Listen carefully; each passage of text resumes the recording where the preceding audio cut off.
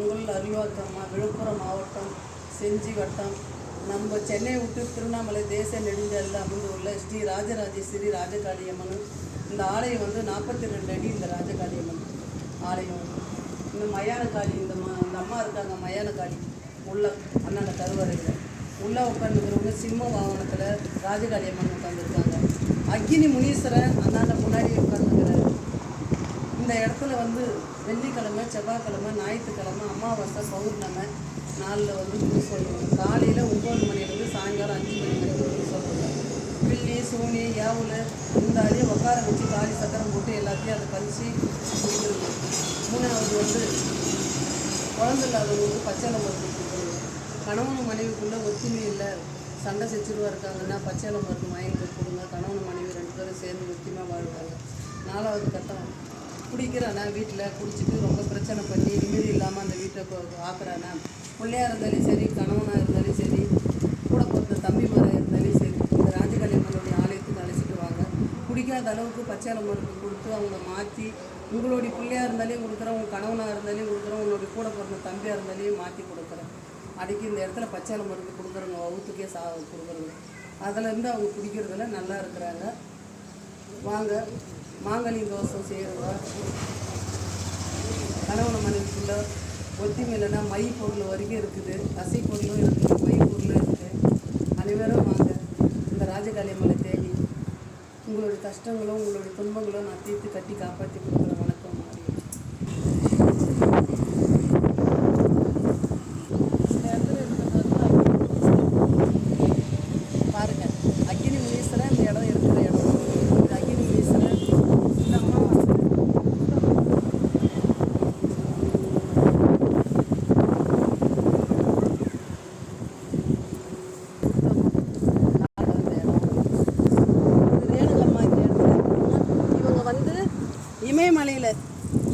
இமயமலையில் வந்து பத்ரிநாத்தில் போன இடத்துல பத்ரிநாத்தில் எடுத்துகிட்டு வந்தேன். இவங்களை 2 பேர் வந்து இமயமலையில் பத்ரிநாத் எடுத்துகிட்டு வந்தேன். இந்த அம்மா வந்து ரேணுகாம்மா பாருங்கள், ரேணுகா பரமேஸ்வரி. இந்த நிற்கிறவங்க வந்து 42 அடி ஸ்ரீ ராஜகாளியம்மன். இந்த 42 அடியில் நிற்கிறவங்க இந்த ராஜகாளியம்மன் பாருங்கள். அம்மா எவ்வளோ சூப்பராக, அம்மா எவ்வளோ அழகாக இருக்காங்க, கெம்பீர்னு மாதிரி நிற்கிறாங்க பாருங்கள். இந்த இடத்துல வந்து அமர்ந்தவ வந்து வைஷ்ணவி. இந்த இடத்துல பாருங்கள், அம்மா எவ்வளோ அழகாக, சின்ன ஒரு முகம், அழகு முகம், எவ்வளோ அழகாக இருக்காங்க ஒரு பொம்மை மாதிரி. இந்த இடத்துல அமர்ந்துள்ளவோ நாராயணி. நம்ம நாராயணனுடைய தங்கையார் நாராயணி, அவருடைய அமைச்சம் கொண்டவ, அவருடைய பேர் கொண்டவர் நாராயணி பாருங்கள். இந்த இடம் வந்து துர்கா தேவி, அம்மா துர்கையம்மன், வனதுர்கா துர்கையம்மன். இந்த இடம் உட்காந்த இடம், அவங்க உட்காந்த இடம் பாருங்கள். இந்த இடத்துல வந்து நிற்கிற இடம் வந்து இந்த அம்மா வந்து மயான காளி.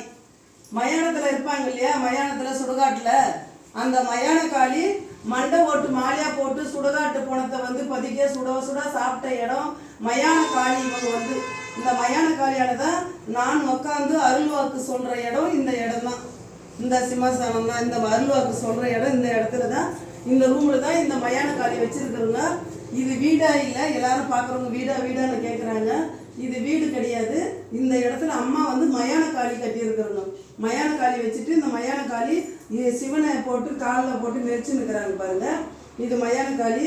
இன்னொன்று வந்து ரேணுகா பரமேஸ்வரி அம்மா. இவங்க வந்து படவட்டு ரேணுகம்மா ஆலயத்தில் எடுத்துகிட்டு வந்தோம். இது ரேணுகா பரமேஸ்வரி. இங்கே வந்து அம்மா வந்து இருக்கிறவங்க வந்து விக்கிரத்தில் மாரியம்மன் வந்து விக்கிரத்தில் வந்து வச்சுருக்குறோங்க பாருங்கள். அம்மா வந்து மாரியம்மா சிலையை வந்து வச்சுருக்குறேங்க பாருங்கள். விக்கிரத்தில் அம்மன் மாரியம்மா வச்சுருக்கேன்.